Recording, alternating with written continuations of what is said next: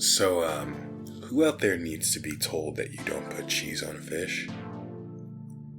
Like, I shouldn't have to tell you that I don't want cheese on my fish sandwich. What the fuck?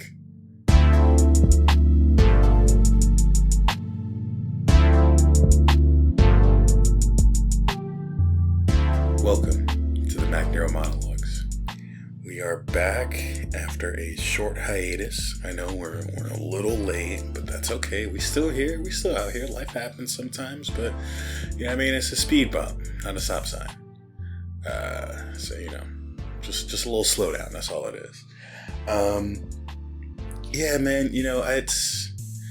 know that a lot of y'all maybe don't necessarily go places and order their fish sandwiches or anything like that, but it's a lot of places out there where I gotta be like, yeah, just don't put cheese on the fucking fish sandwich. Who's out here putting cheese on fish, man? Who out here doesn't know the rules? That's all I want to know, because there's just some places where cheese just don't hang out. Like, I'm gonna just go ahead and say it, white people, y'all need to let me know. Y'all be the ones obsessed with cheese like that. Why is there cheese on the fish sandwich, man? It's not even like, in some cases y'all be putting them on chicken sandwiches and shit too, man. And okay. At least in the case of chicken, right? You go to Chick-fil-A, you get the spicy chicken deluxe or whatever. They put like some pepper jack or something on it. But that's different. Yellow cheese on chicken, my nigga.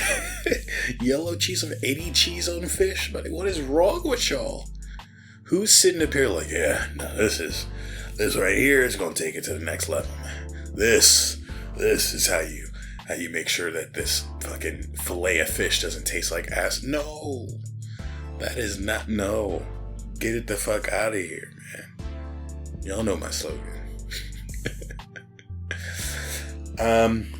Let's see. Speaking of fish, a few movies have come out recently. Godzilla vs. Kong came out. Snyder Cut came out. Some other dumbass shit came out. We're really just going to focus on those two in the little movie segment here. As for new releases. But,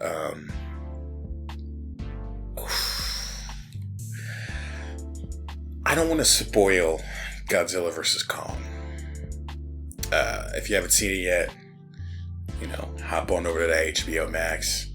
Honestly, you can probably throw in your eye patch and find it somewhere, but give it a watch. Just give it a watch. I will say that I was disappointed. And I gotta say that I was disappointed in almost every way. And it was just... I just can't believe that this movie is going to be how it all ends. So if you don't know, because Godzilla's not an original character for the US, and we kind of made... Okay, a few things have happened. So in the late 90s, we put out a Godzilla movie out here in the US that was so ridiculous that the actual niggas who own the rights to Godzilla in Japan were like, nope. They basically immediately made the shit like non-canon. They basically said, y'all niggas will never make a Godzilla movie again, and you can fuck off. Somehow, some palms were smoothed, and people were able to make something happen. And so in 2014, we got another Godzilla movie. Then there was King of the Monsters in 2019. And then this shit came out. And our deal with Toho wasn't the studio that owns Godzilla. It wasn't, oh shit, you can only make Godzilla movies for X amount of time. It was, hey, you can make X amount of Godzilla movies. So I say that to say, I don't understand why we got a movie in 2014. Again, 2014 was the first Godzilla movie. Then we didn't get another till 19, which is fine. And then had there not been the little pandy, the little Roni, the little pling fucking up the line, we would have had another one like a year after. And it feels like that. Like, Godzilla vs. Kong feels like it was rushed. Like, even if there was no strain due to dealing with the pandemic and stuff like that, it feels rushed.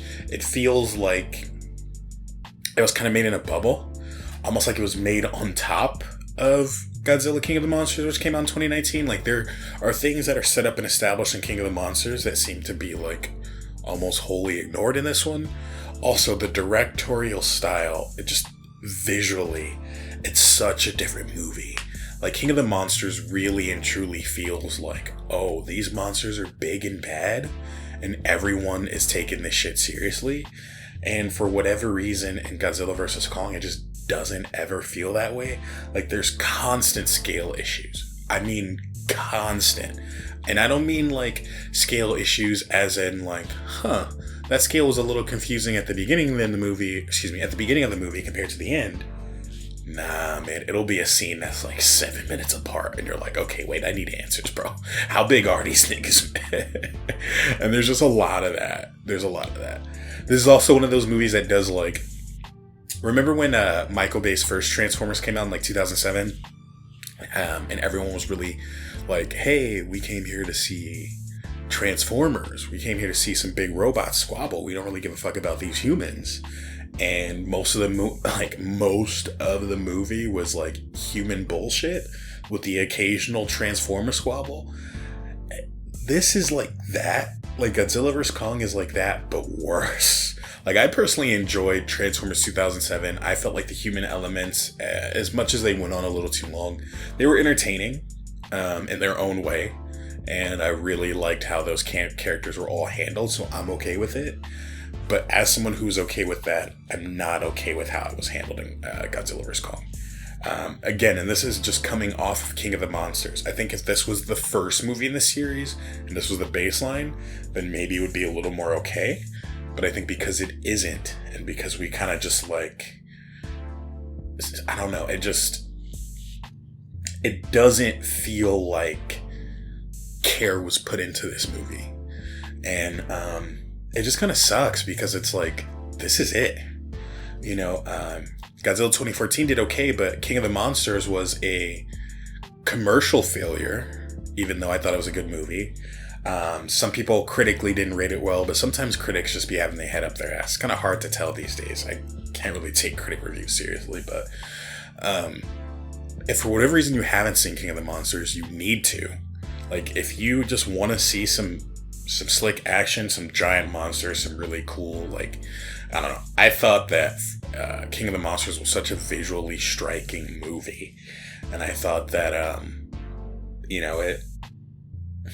man. Again, I'm trying not to spoil that one, even though it's a couple years old. I still think that if you haven't seen it, go watch it. I think Godzilla 2014 is entirely skippable. I didn't go hold you. And Kong Skull Island isn't really for me. But I recommend Godzilla King of the Monsters. And I guess just watch Godzilla vs. Kong because it's new. And it's $0 if you got that HBO Max. But I don't know, man. It was just so fucking mid. But yeah, so Godzilla 2019 didn't do well commercially. And this movie, I mean, it's coming out in the pandemic, so it can only go as well commercially as you can expect for something that's not really, like, it's hitting theaters, but, like, is it really? And then it just kind of looks like shit. So, yeah, maybe Toho could renew our rights and let us do more movies, but I get a strong feeling this shit is going to be the last one. And it's just really shitty to go out on, because, like, 2019, Godzilla King of the Monsters didn't do well commercially, because if you go and look, literally just do your Googles, and see what fucking movies came out in 2019 and when. Nigga, this shit came out a month after Avengers Endgame. There was no universe where this movie was gonna have a chance against Avengers Endgame. Because it's not like Avengers Endgame came out and then disappeared. The shit was still in theaters.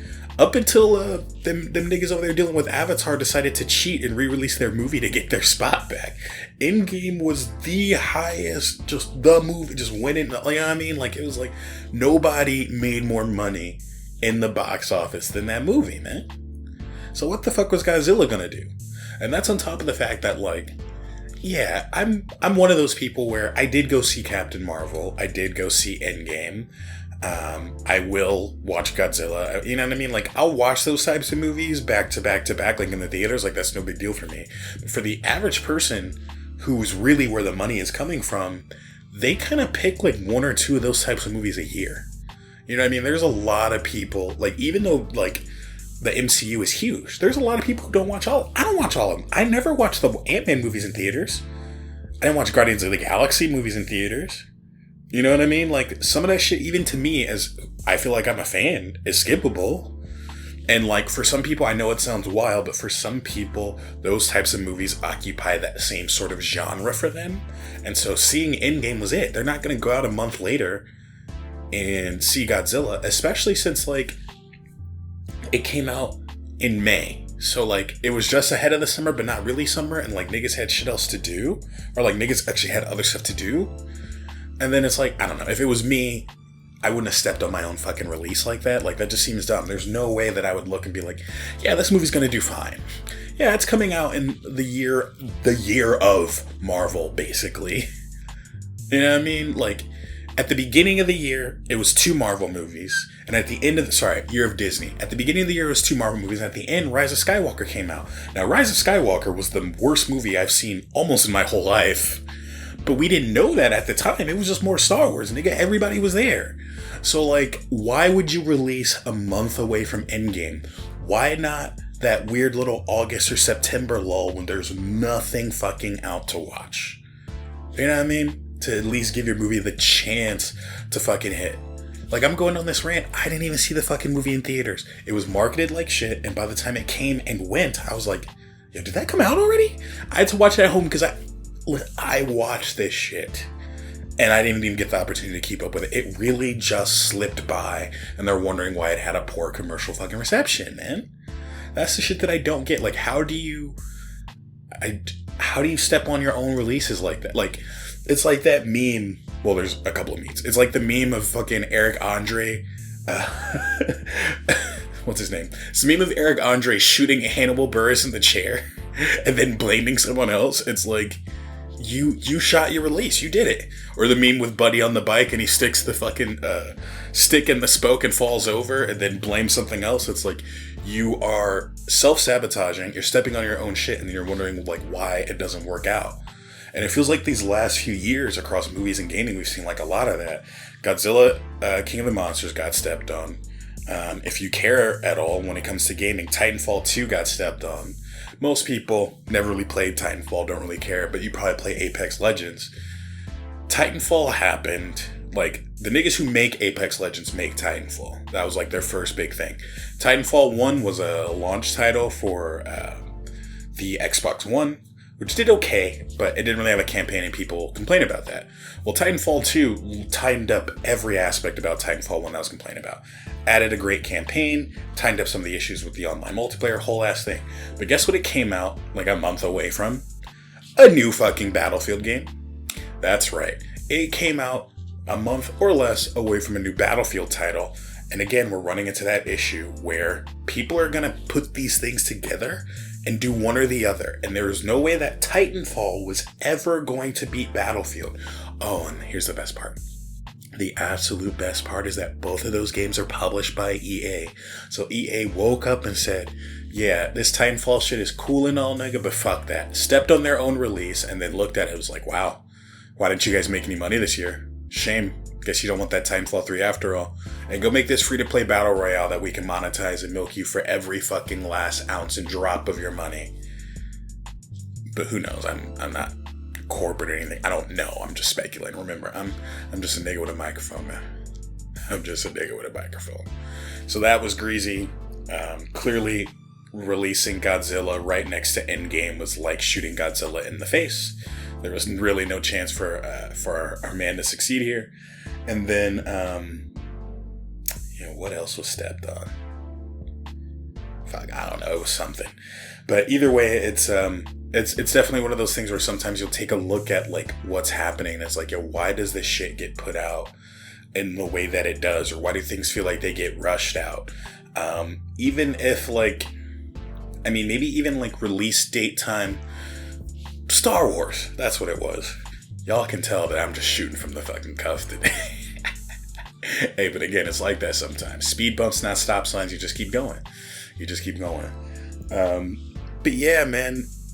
Star Wars, I had no idea until recently. The sequel trilogy, which pretty much no one likes. Like, the sequel trilogy was so bad that at some point in the sequel trilogy, for pretty much every human being alive, it was like, this is shit. This is just shit. I enjoyed episode 7 for what it was. I thought episode 8 was one of the best Star Wars movies, period. I know I'm in that camp. Not necessarily because I'm not going to say that I didn't have gripes with it. There were some issues with that movie, certain things that I had problems with, but I'm also one of those people that I'm a Star Wars fan, and Star Wars is mostly shit. This was the first Star Wars that, to me, showed things that I really wanted to see. It showed the opportunity at the end where there could be, I don't know, anybody could be the next hero. Anybody has the potential for greatness. You know what I mean? With the kid doing the broom or whatever, that's what they were trying to say. Is like, you don't have to be from legacy bloodline, or you don't have to, I don't know, fucking fuck a Skywalker, basically. You know what I mean? Like, anyway, but I guess, that they had to double back and make it the Skywalker saga real quick to step on what Rian Johnson was trying to set up.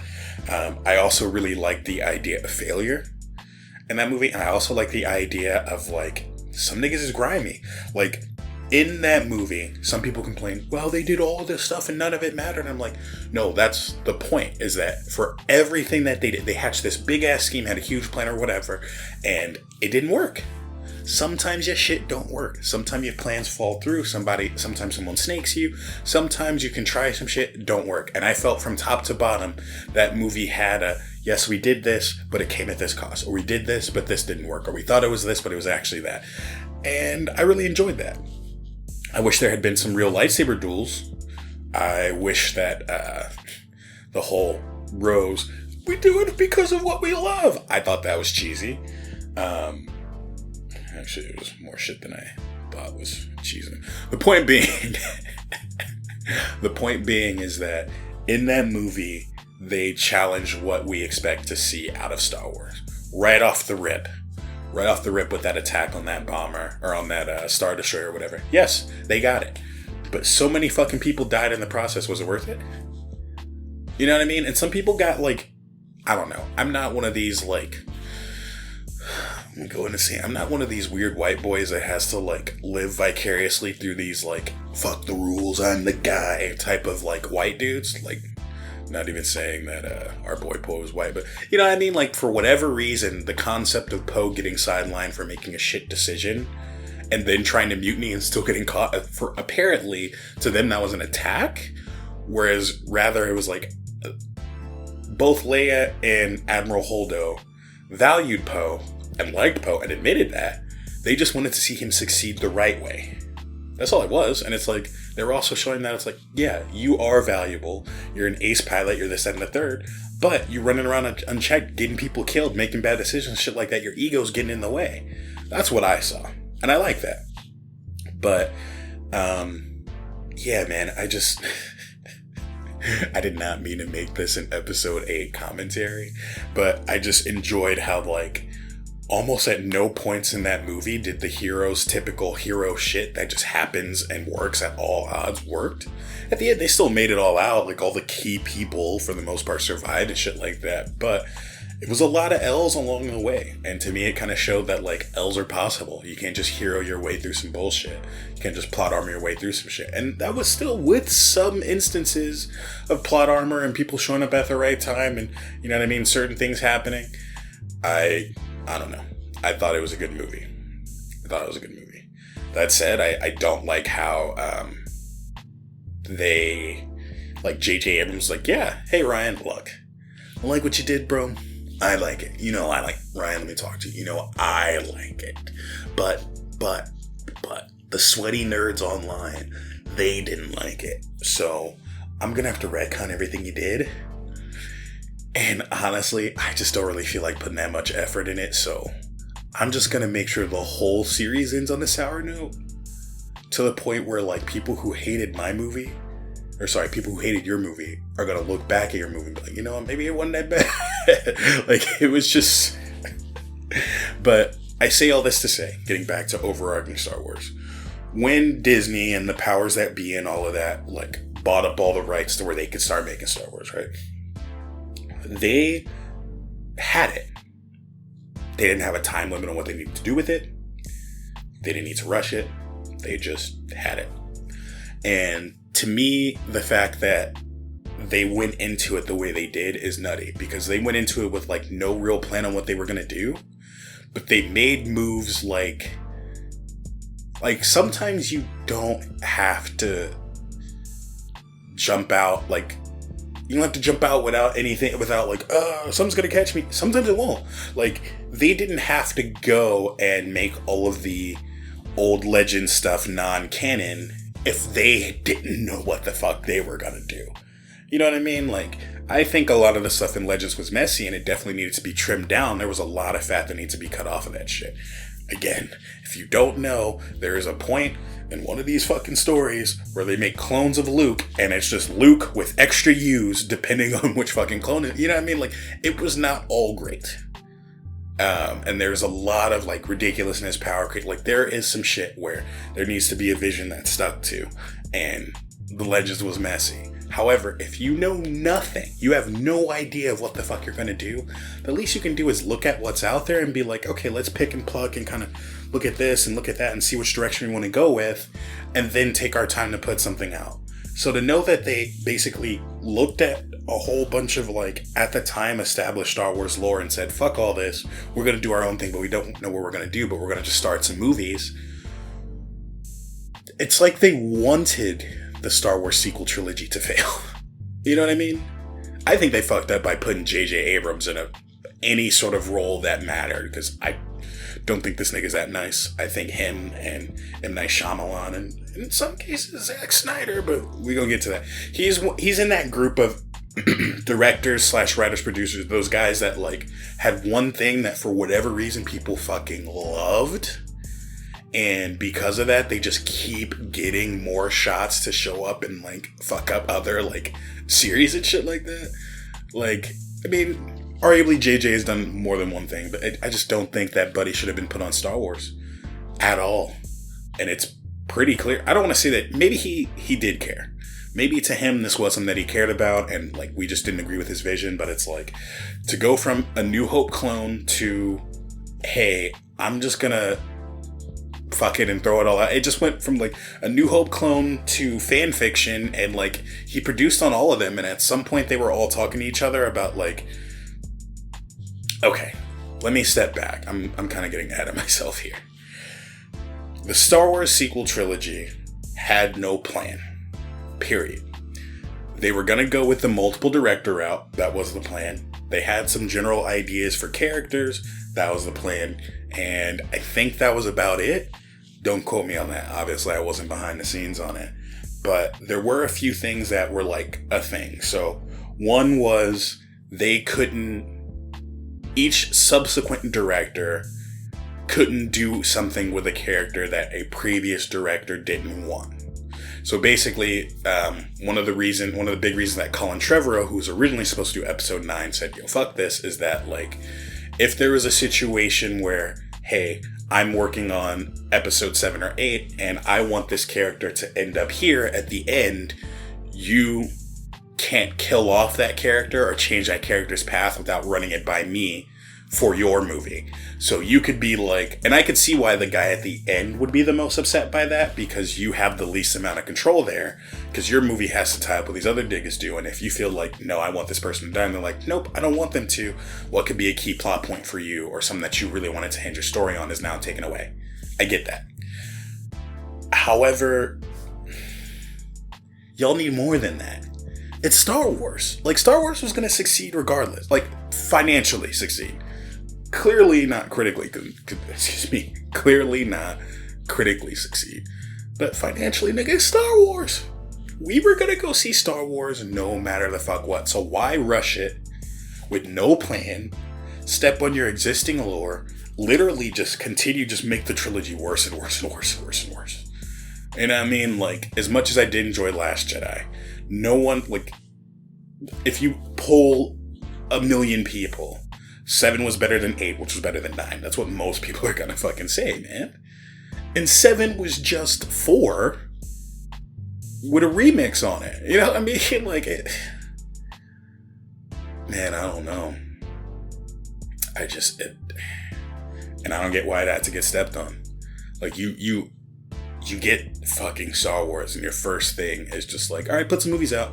Yeah, but we should probably take some time to figure out. No, just put them out. We'll just figure it out as we go. Clearly, that didn't work. I could see if, like, okay, if it was just episode 7 is rehashed because it's safe and it's familiar and it sets up these characters and then we can take them wherever we want to. If it was just that and then they took it somewhere, I don't even have shit to be mad about. But it was very clear that just nobody fucking do anything.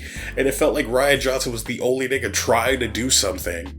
And everyone got mad at him for it. So, like, I don't know, man. I hope that he still gets his trilogy that he's working on and they give him time to do it right. Because at this point, I just want some Star Wars on the big screen that doesn't suck. You know what I mean? Like, all these other shows and shit that are coming out is cool, but that's not big screen. I need the big budget, big special effects.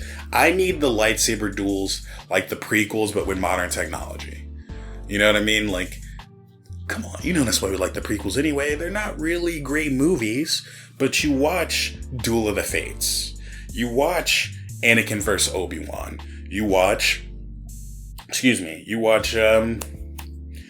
versus Sidious. Now, episode 2 was just kind of mid all around.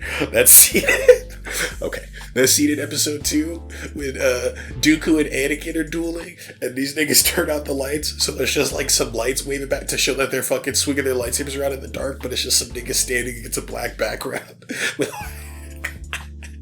like red and blue tube lights being waited. Bro, that shit was buns. That shit was so dusty. But whoever put that together was like, yo, this is hard, bro. Because it's a lightsaber and it's dark, so the lightsaber is like, nah, that shit was goofy, boy. But yeah, man, it's just, man, I don't know. Stepped on releases. What can you say? It's just ultimately the point that I'm making here for all of this is just like with Godzilla vs. Kong being rushed, Cyberpunk, Titanfall, you know what I mean, Star Wars, all of this shit. It's like, why put yourself in a situation to fail and then be mad that if it, like, I'm not a big corporate person. I'm not like the big money guy. I'm not at these high ranking spots where I get to make these decisions. But it's like, whether we go with something that's specifically stepped on or something that just seems really blind to the market, it's wild that people have this money to make these decisions. And anybody with a pulse could be like, no, this is a bad idea. Like, Quibi happened. You know what I mean? Quibi happened. Somebody with a lot of money thought Quibi would be a good fucking idea, and literally everyone on earth was like, this is going to be dumb. This is going to fail. But if you're going to pay me, I'm going to take the check. And a whole bunch of niggas took the check, and then Quibi was gone before it even fucking really got off the ground, man. And it's just wild that shit can happen. So if that can happen, that just makes me wonder how often with movies and shit like that can happen. And, like, okay, the Snyder Cut. I'm meaning to get into that anyway, but it's like, why... Knowing, like, now that they're kind of airing out what happened behind the scenes with that, it's like, between the Snyder Cut, the proper cut of Suicide Squad that we'll probably never see, and all this other shit, it's like, you guys take something that could be at least good, maybe not great, but at least good, and you do some bullshit that wasn't asked for, you chop it up, you step on it, you spit on it, whatever the fuck you do, and then it comes out mid. It ruins your plans for sequels. It doesn't do well commercially or critically or all this other stuff. Now you're sitting there looking stupid. You should just left it the fuck alone. Whatever you were fucking trying to do, it was in the interest of money. So you either try to save money or you thought this was going to sell better or whatever. Maybe, just maybe, sometimes we can let the creative niggas do what they do. Or at least, like, run it by some people. Like, I couldn't imagine, right? Like, I know that the Snyder Cut that we see now isn't exactly what would have come out then. There's been some changes and shit like that made. But even if I saw like 80% of the Snyder Cut, right? Or whatever phase it was at. And then like some amount of the Joss Whedon, I think they sent that nigga in there to fuck that up on purpose. hey, DC might have something going with this Justice League, nigga. I'm gonna need you to go over there. Marvel said, look, you could do a couple more Marvel movies with us, or we'll give you the big bag to go fuck up this Justice League movie, and then you're out. This nigga's like, alright, where do I sign? This nigga went over there. Yo, and ripped Justice League apart.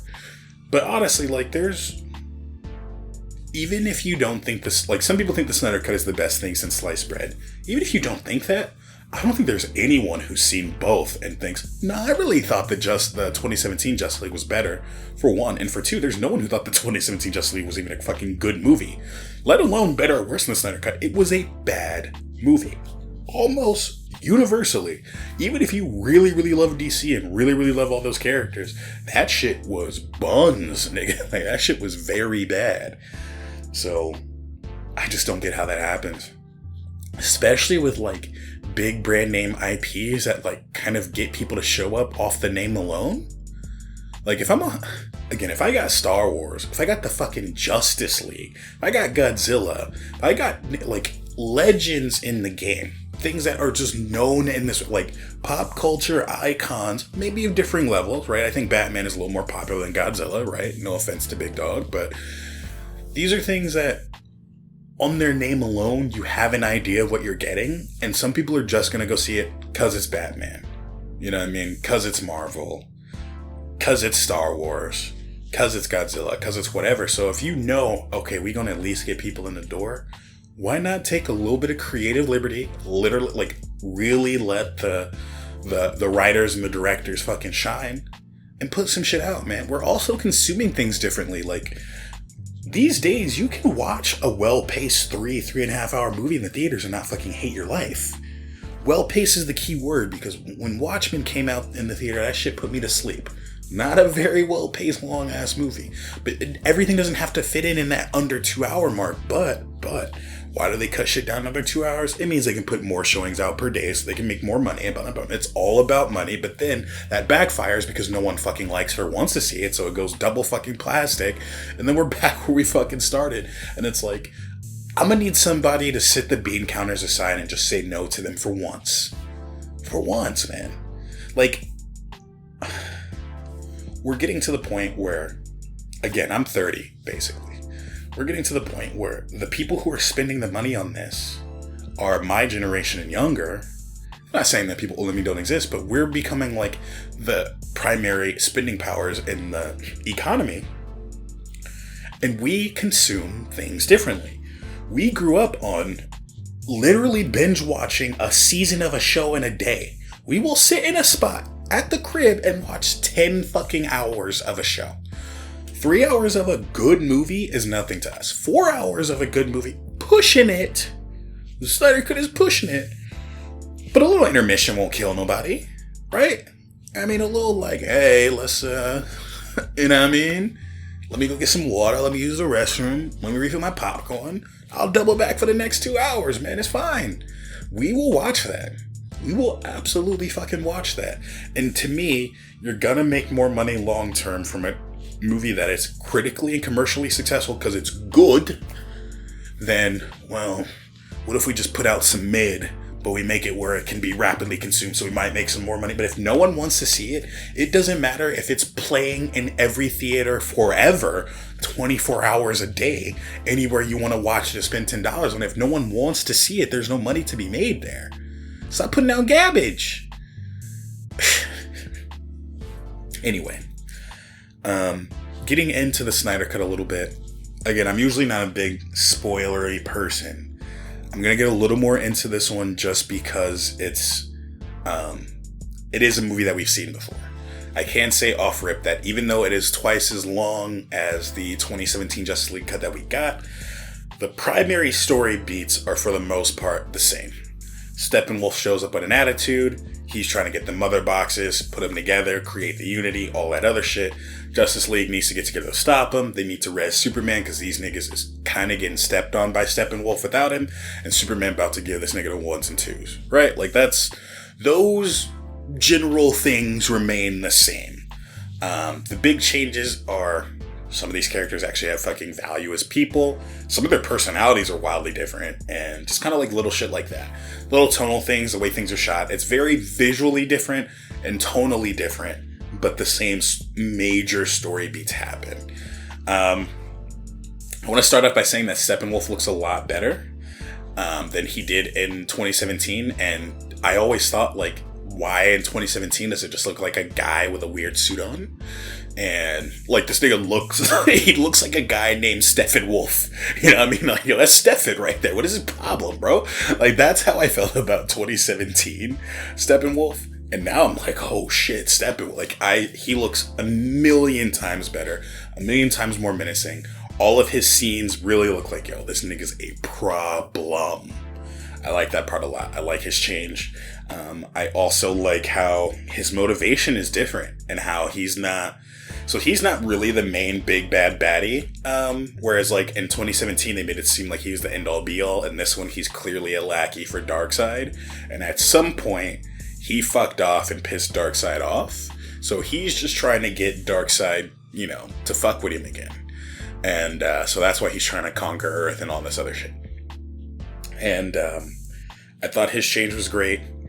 I feel like, this nigga was terrorizing the Amazon. So not only did he get a cosmetic change, it felt like he got a strength buff. Like, he didn't really seem super duper soft in the first one, but just the way that he was handled, he didn't seem menacing enough. I don't know. But in this one, it was just like, dog, somebody stand up to him, bro. He's whooping everybody's ass right now for damn near free. Like, pretty much up until he fights Diana for the first time, no one's really, like, giving him a run for his money. Like, dude is terrorizing people. So I really liked how they scaled his power. They also scaled the power of the parademons. Very early in the 2017 cut, you'll see that, like, Batman snatches up a parademon like it's just a nigga cosplaying a parademon. But, like, in this one, Batman can maybe handle one parademon with a lot of effort before this nigga needs equipment. And some are going to see that as a nerf to Batman, but to me, I just kind of felt like it made the parademons feel like they were an actual threat, like at all times. Because if you were pretty much not Wonder Woman, a parademon was something that you had to, like, consciously, like, pay attention to if you were fighting one, and I thought that was really cool. As I mentioned, Diana did get buffed, so she still can't fly, from what I can tell, but they made her movements a lot more like she was definitely like Superman light. Like, she definitely, like, her super jump was like high enough to where it looked like she could fly. She was out here really chonking with niggas. It was a little OD that I felt like every time she was doing something, her theme popped up. Like, her theme was so... Like, if you could hear people's theme songs in real life as like a normal person, there's no way you wouldn't know that Diana's Wonder Woman. She would walk into a coffee shop, order her coffee. Sorry, I don't sing, but like that's what it was. Literally just this like chorus of like, I don't know, I guess Amazon bitches in the background chanting, and it felt like every time she was doing something, that shit was spitting up, man. Like, it was so fucking frequent. You just gotta see it. You just gotta see it. But, yeah, so that was, her buff overall was a nice change. And as much as Zack Snyder has a fucking obsession with slow-mo, some of the ways in which he slowed down some scenes were great. And even if for whatever reason you haven't seen the movie, literally after you hear this, go look up the Wonder Woman bank scene in the 2017 cut versus the Snyder cut. Oh, it's just so much better, and it really shows Wonder Woman's power, and it does a good job of, like, here is slow motion in a way, to me, is what I felt like. I felt like the slow motion, at least in that scene, was positioned in a way where it's like, it looks slow, so we can see just how much of a big deal it is, but they show moments of it where it's not slow at all, and you see Wonder Woman moving at what feels like light speed to deflect these bullets and take down these guys and do all this other shit. Like, it's a very, very different scene in a lot of ways, and I really appreciate it. Yeah. And I know I was talking cash shit about the Snyder Cut. I expected it to go from, like, ass to basically just more ass, but it actually went from a shit movie to a solid movie. I would say if 2017 was like a 3 or 4, this one's like a 7, give or take. It's still not a great movie. There's still ways that needs to be cleaned up. A good movie. So Wonder Woman got buffed. Loved it. Flash, it's Barry Allen Flash in this one. There's a bunch of Flash characters. Sorry. So Barry Allen is a human, for one, and he's not a bitch.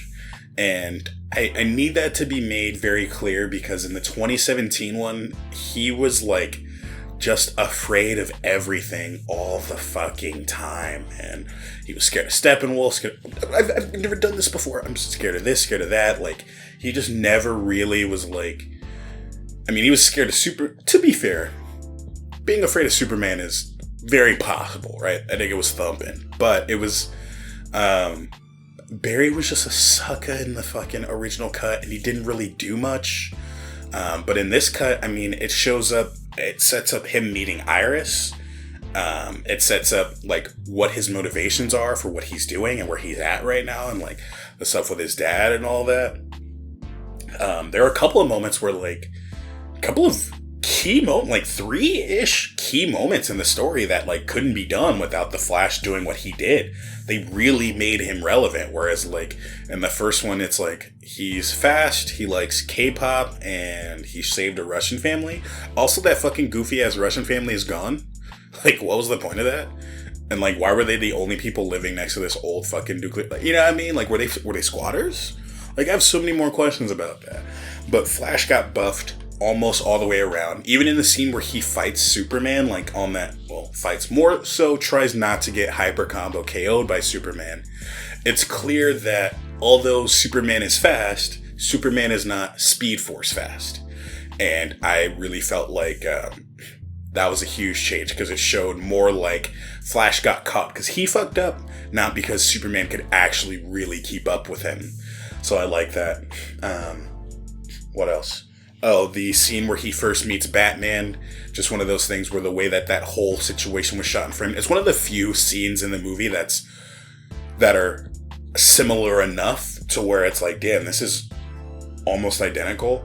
Minus some of that filler, like there's no like brunch, random fucking spazzy Flash shit. And I'm not saying that it's spazzy in the sense that there's anything wrong with like being neurodivergent or anything like that, or on the spectrum, anything like that. Because I think he is still portrayed in that way, but it was like almost like this offensive caricature in 2017 to me, whereas like now he feels like a whole and complete person.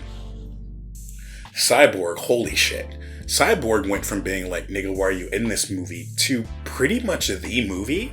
Like, when it comes to these big sort of team up movies, there's almost kind of like this feeling that it's like someone is the star of this. Like, everyone's around, but someone, like, it's following someone's plot point, right? Like, Age of Ultron was more of an Iron Man movie than anything, right? Whereas, like, Avengers Age of Ultron felt like an Iron Man movie, but Avengers 1 kind of felt more like a Thor movie.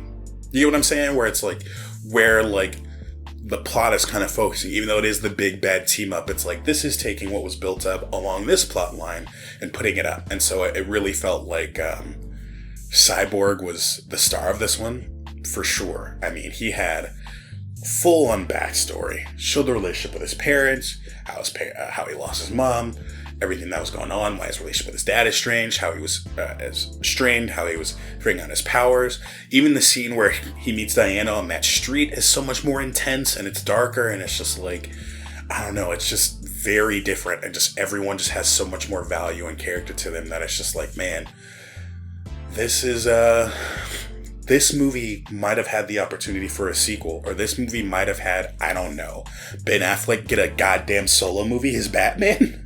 You know what I mean? Like, come on, DC. Come on, Warner Brothers.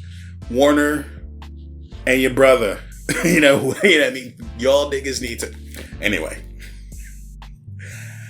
I don't understand why they didn't just let this one come out in the first one. Like, I get it. It's money. They wanted it to be lighter and brighter, and they wanted it to be shorter and all that other shit. But it's like, this is a almost universally better movie. There are points where I felt like Cyborg was a little too angsty. I also was a little confused by his shift energy-wise, because he was still like a teenager, technically. You know what I mean? And it felt like they kind of made him grow up real fast, and I felt like the pacing on that was a little off for me. But, you know, again, it's not perfect. It was a good movie, not a great one, but good compared to trash is still a big jump. So I really enjoyed what they did to Cyborg.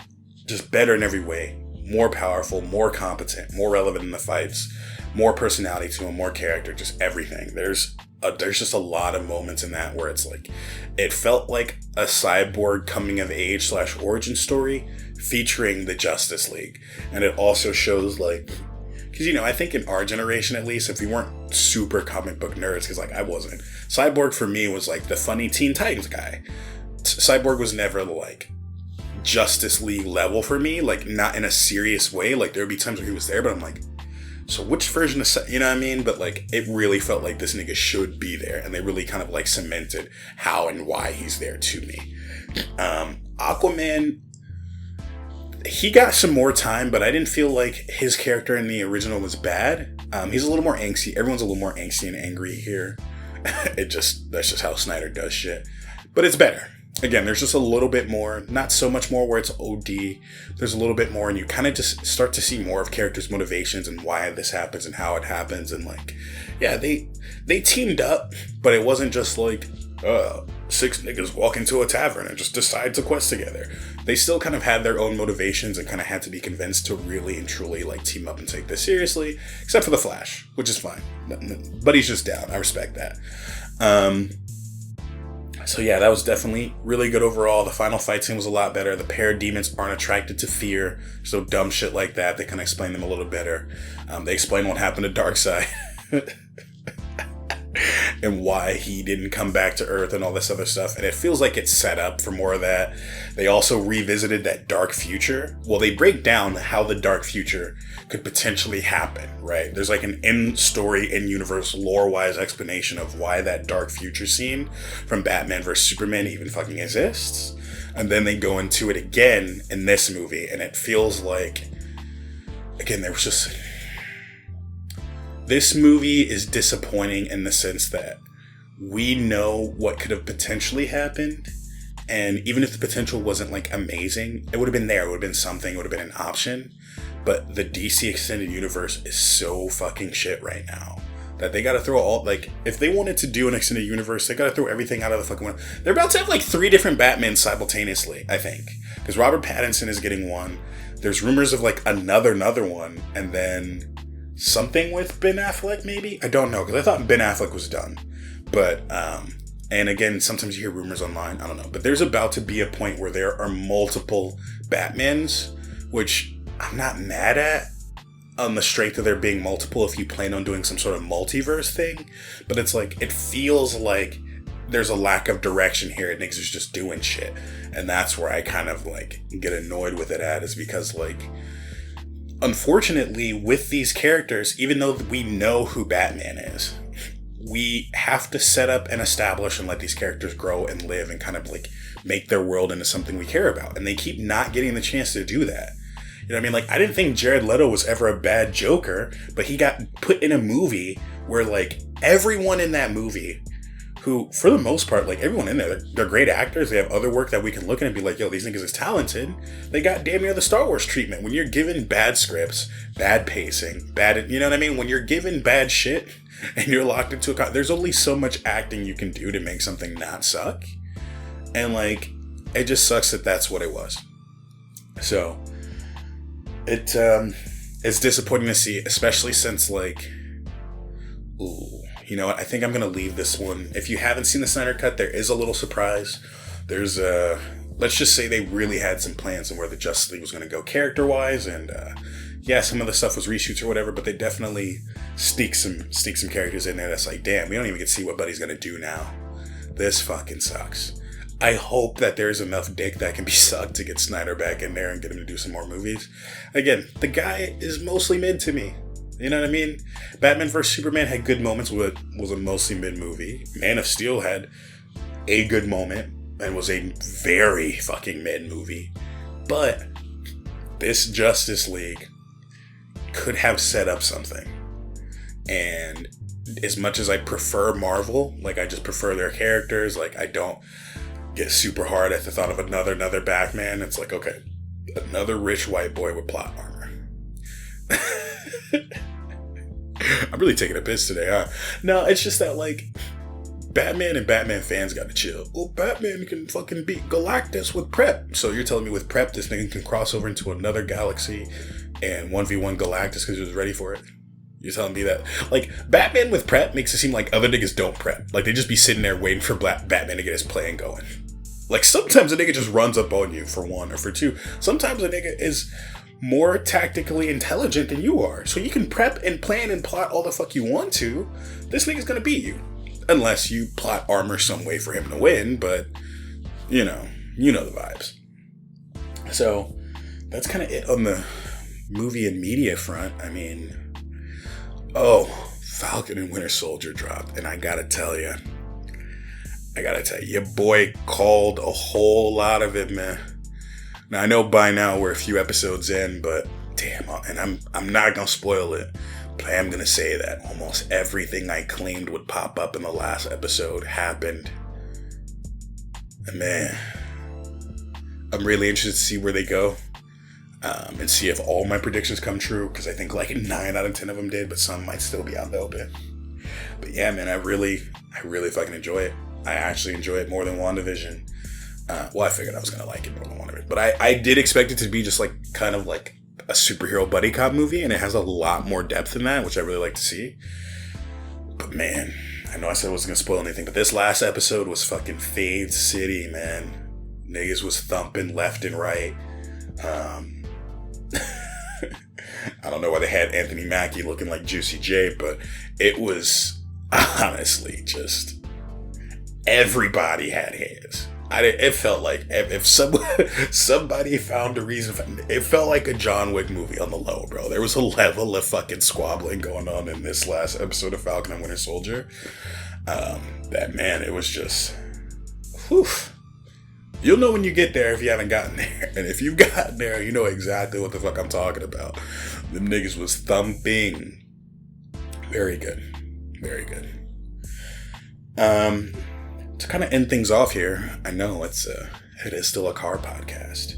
So we got a couple of things going on in the car world. It feels like it's been a little slow, though. I'm not going to lie. First thing I want to talk about a little bit is Formula One. Formula One did start up recently, and Lewis Hamilton won. You know what I mean? Lewis Hamilton, the god. Arguably the best Formula One driver ever. And even if you don't watch Formula One, a lot of people have an issue with his winning because they feel like it's due to his car. He races for Mercedes, and Mercedes in Formula One has been dominant for pretty much since they joined in. I think they came in 2012. Don't quote me on that. Which is wild because Mercedes has done all types of other racing since like the fucking 50s. But I guess they were just like, nah, we ain't gonna show up to Formula One until we know we can step on niggas. And they showed up and they've been stepping on niggas. And like, aside from one slip up, which is arguably his fault, it just depends. Lewis Hamilton, I think he has the most championships period right now, where he's off by one. But he would have had the most championships in a row if he didn't fuck off this 1 year. So Lewis Hamilton is a great driver, but he does have a great car. He has probably the best fucking car out there right now. Maybe. But the reason that I bring this up is that, like, he almost lost to Red Bull in this first race that just happened. And Red Bull, I'm not going to say they've had a bad car, but they haven't had the mechanical dominance of Mercedes. To the point where, like, a lot of the rules keep changing to nerf Mercedes. So most of the rules didn't change from season to season because obviously 2020 was a shit show. But there were some slight changes that kind of ended up nerfing the Mercedes car. So Lewis Hamilton still won, but he had a harder time. And the reason I bring that up is because for everyone who doubted, if the multiple times that I feel like Lewis Hamilton has had to prove himself that he was a better driver and didn't have a better car, if you still doubt that the car got him the W, go watch this race.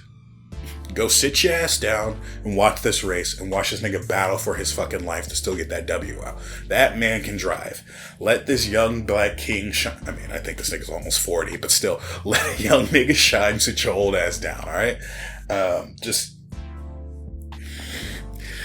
I know I've been all on this pod, but we an hour in, so I'm not gonna get off it now. Some of y'all need to admit that the reason you don't like Lewis Hamilton is because he's black. I'm gonna just say that.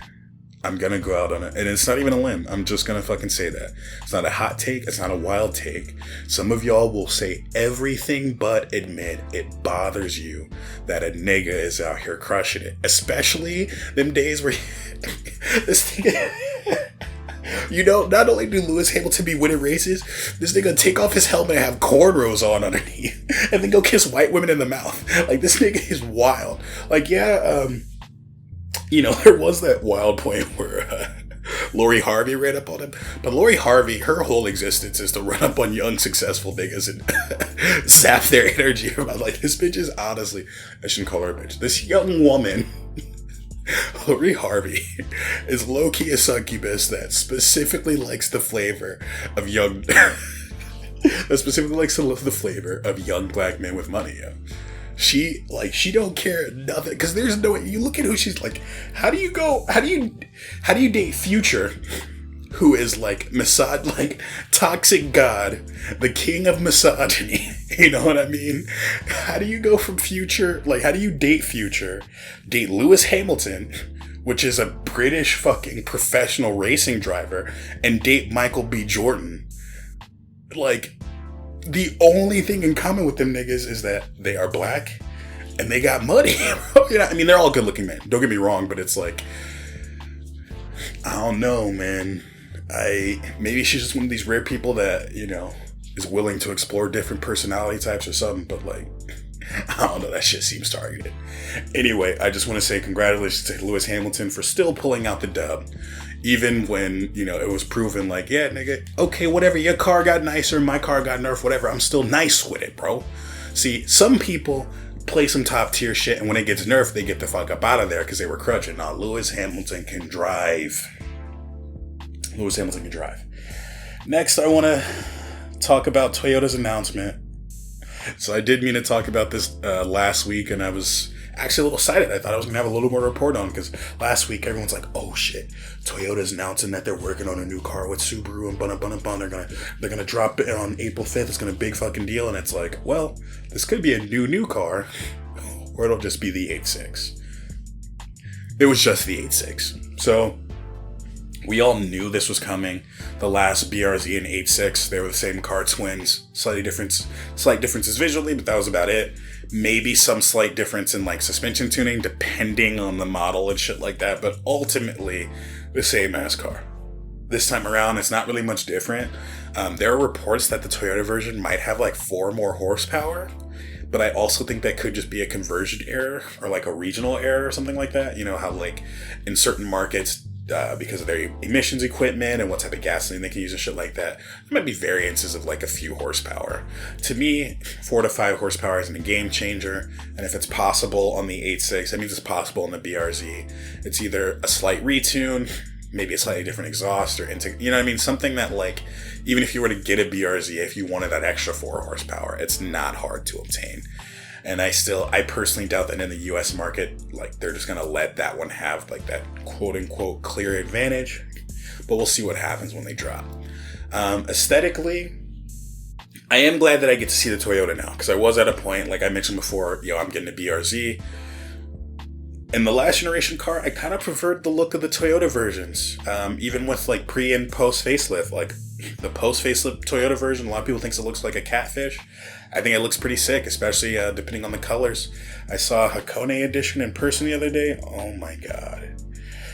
If you don't know, the Toyota 8.6 Hakone edition, Hakone, I don't know. Some Japanese mountain pass is how I got its name. It's like a real, like, it's this nice deep, like, jade green. It almost looks like the old Supra color. Like the Mark IV Supra came in a similar shade of green, and it just, oh my god, that color just makes your boy feel some type of way. Like if I could have my pick of the litter of Supras, I need that green, baby. Wait, jade green might not be the right shade of green though. It's green though. You'll know what I'm talking about when you look it up. But if you look up the 8.6 Icon edition, it's green. on some like bronzish, almost gold, but a little more bronze and gold wheels. And it has brown leather seats, bro. So the main insert of the seat where your back goes, like in the center, whatever, it's black, but it's brown and like a peanut butter brown. And I gotta tell you, peanut butter brown leather interior is one of those things that, like, when you think about it, you're like, is that tough? But when you see it, it's like, nigga, I need that. I need that right there. Go on, let me get that. I'm gonna need that up off you real quick, Playboy. So, that Hakone edition is nice. It's nice enough where if there wasn't a new BRZ coming out at the end of the year, I would have copped one of those. Absolutely. Your boy was staring at it, trying to make some numbers work. Like, well, if I get this one, can I trade it in for that? You know, and it's like, sometimes you just gotta be patient in this life, and it sucks. It's called being an adult. Shit is whack. But yeah, man, aesthetically, I used to prefer the Toyota versions, and this time the BRZ definitely looks better. I think the Toyota version, for me, the front end looks out of place with the rest of the car. I feel like for the BRZ version, the lines fit. For the Toyota version, it feels like they were trying to make everything look more like their universal front end. Like if you look at the front end on the new, and they're calling it the GR86 now. If you look up the Toyota GR86 and the Toyota GR Yaris and look at the front of those, you can tell that they're trying to like make that all kind of look similar. I think if you look up like the front end on the TRD Camry, Toyota's just doing these weird fucking gaping lower grills now, and I'm just not a huge fan, and I think it really disrupts the lines of the car. So the only way that a Toyota GR86, would beat out the BRZ for me for the second generation is if, and only if, they drop a sick ass fucking color that I just have to have. Because that is one thing that they would fucking do with these cars. When they first came out in the beginning, they're like, yeah, here's like 5 colors, whatever, nigga, good luck. And then they would release like a special edition, like the original 86, which started in the US as the Scion FRS, until Scion went under. They dropped a yellow FRS, a special release, in 2015 with a special kit, and it had like its own, so it had its own kit, its own exhaust with like quad tips and all this other shit. And usually I'd be like, quad tips is rice. This car does, bro, that car is gorgeous. That car specifically, if I get a Gen 1 86/BRZ, I gotta get me one of them series, I think it's Series 1 or Series, some shit like that.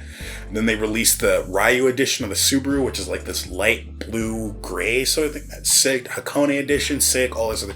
They kept putting out these special editions, like shoe releases, just fucking lobbing them out there, where niggas is like, well, fuck, I mean, all y'all changed was the color? Like, it's almost always just a cosmetic change. It's like, nigga, that shit's so tough, I might just have to get me one of them. Might just have to get one anyway. So, if they do something like that at launch, they might sway me to Toyota. If they launch at the same time, there's also rumors that the Toyota's going to come out later, and I don't really want to wait. So, you know, kind of depending on how that goes, but yeah, it is good to know that they're continuing to do it. Like I mentioned before, this is something that needs to stick around. These cars have value. These cars are in a very unique segment. We need more and more of those. But yeah, man, I think seeing the Toyota version, I think I almost have to get me one of them BRZs, though. Just have to be one of them BRZ boys. But yeah, that's it, man. Nothing, I mean, like, shit's happening. Like, apparently Volkswagen is allegedly changing their name to Volkswagen in some markets. Like, volts, like, oh, this battery is blah, blah, blah, volts, voltage, volts, to signify their push towards electric vehicles. But that just seems dumb to me. Like, Volkswagen, like, the name Volkswagen was based on the fact that, like, it's a car for the people. It was designed in its time when it was new as a common car for the common man. Like, that's where the name Volkswagen comes from.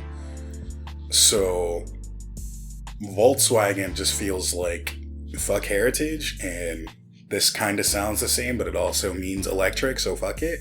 That change isn't going to happen in the US, but if that change really happens overseas, I don't know, it just seems kind of dumb to me. Again, I don't run no big ass companies. I feel like you can just start making electric cars without changing your name. But I'm not in marketing. I'm not a branding person. Maybe I'm just a dumbass. Again, I'm just a nigga with a microphone, bro. Like, I don't know. I think that change is wild.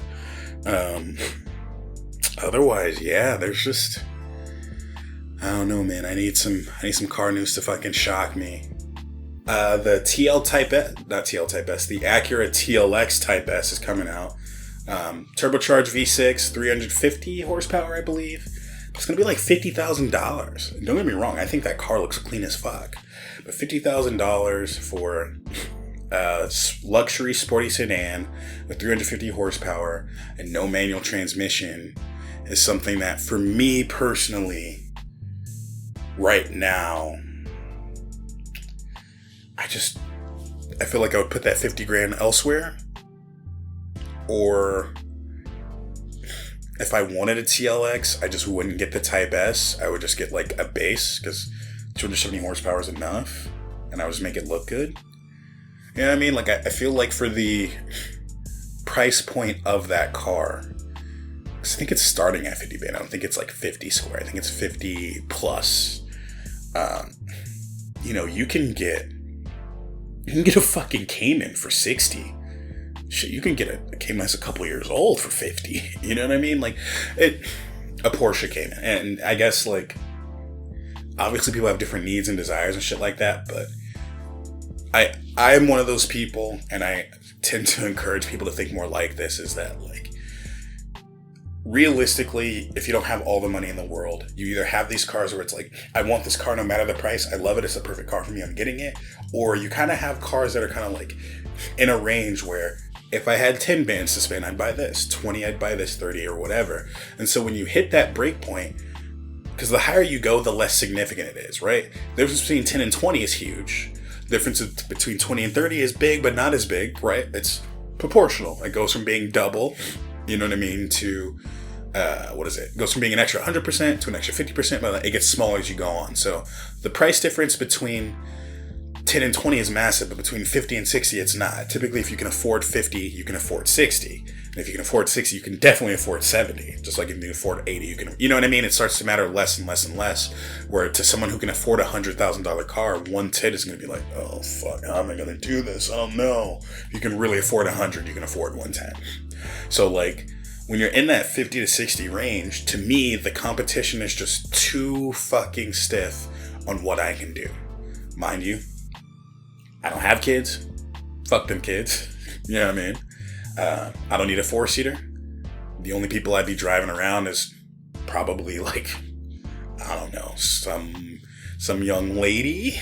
And even then, like, I don't even think that'd be happening that much anymore. Like, I had to think about it. Like, I don't know. Like, if there's a point where I need more than 2 people in the car, like, she probably has a generic 4-door or SUV or hatchback or whatever, because they all do, right? I'm kidding.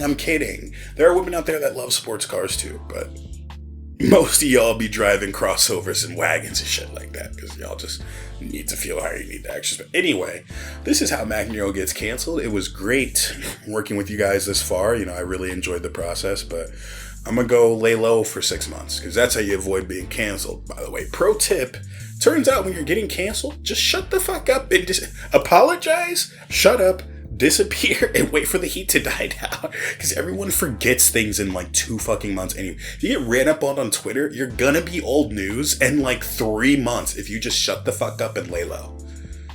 I'm not saying that what people do is okay, but for people like goofy ass Gina Carano, who's still out here somehow losing money, apparently they were talking about maybe like bringing her character back in Fast and Furious, and now she's still not gonna get the bag because she won't. You can't keep taking L's like this sometimes. You know what I mean? Like, getting fired from Disney, especially when them niggas gonna give you your own show, they're pulling your toys. You're supposed to have interviews and other special shit like that they're pulling. Now other people who are unrelated to that incident are like, it's a little too hot to work with you right now. Eventually, working over there with Ben Shapiro is like, it's gonna dawn on you that check is nowhere near the Disney check, and you're gonna really sit there and think like, yo, was it worth it? Because I'm gonna go ahead and say right now, like, there are some things in this world where it's like morals and principles and values matter, and there are some cases in this world where you're just wrong, and you need to work on being a better person. So being just wrong and broke. Not broke, right? She probably has more money than me, but being just wrong and watching it, like, she gonna be sick. Imagine you sitting there, because they're not gonna like not do your show at all. They're just going to chop it up, switch it around, move something around, and put someone else in there. You're going to be sitting there watching somebody make checks off of what you should have got because your goofy ass wanted to go make a Holocaust joke. Well, it wasn't a joke, but you wanted to go make an off-color, anti-Semitic Holocaust comment. Like, everything else that you were saying was goofy, but again, you probably could have laid low and been all right. But that one was when it was like, all right. You know what I mean? And you know, someone in her camp was probably even talking to her at that point, like, hey, Gina, just chill. You know what I mean? They don't like that. Just chill. Like, there's a lot of shit that you have to do in life where it's like, let me just chill to not fuck up what I got going on here. Let me just keep this to myself. Let me just keep it low. Let me just keep it private. Don't let it fuck up the money, Gina. But apparently you don't mind if your money is fucked up, Gina. And it makes me wonder, too, because apparently, like, before Jon Favreau brought this bitch up out of the fucking mud to put her in Star Wars, she had been kind of blackballed, blacklisted, black something. Remember, black is always bad. I'm on one a day. I am on one a day. But basically, she had been in a point where she wasn't really getting a lot of money anyway. And like, if you weren't getting roles before, and then you get arguably the biggest role of your career, and then after a season and some change, you lose it, it makes you wonder if the reason that you weren't getting paid was due to something that you might have fucked up, someone that you might have rubbed the wrong way. You know what I mean? Obviously, that could be an optimum leap, but it just seems wild that, like, you've been in a situation before where people don't want to work with you. And then someone gave you a chance and you were very quickly in another situation where people don't want to work with you. So it just, you really make those, you have to start asking those questions at that point. Anyway, we are just a bit over an hour and 10, and I think we're going to go ahead and wrap it up here. Thanks again for tuning in for another episode. I know this one was a little off the cuff, but, you know, we're working. We're in here, man. We're in this for the long haul, and it's all part of that growing process. Thanks again for listening. As I mentioned before, you can find me pretty much anywhere you can find Makk Nero. Twitter, Instagram, TikTok. I'm out there. Again, you can also slide in my inbox if there's anything that you have any questions about, you want any advice on, hit your boy. Yeah. Thanks again for listening, and I'll catch y'all next time.